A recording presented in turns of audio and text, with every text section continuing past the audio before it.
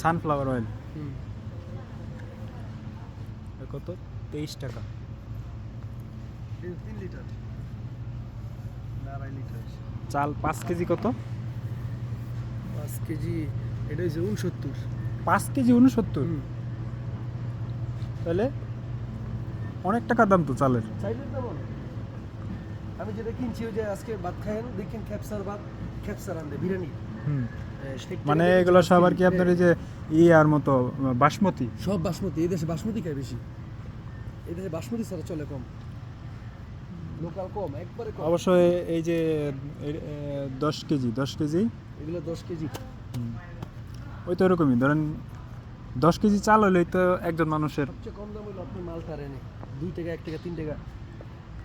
কই এই যে 1 টাকা মানে 1 কেজি না 2 টাকা কেজি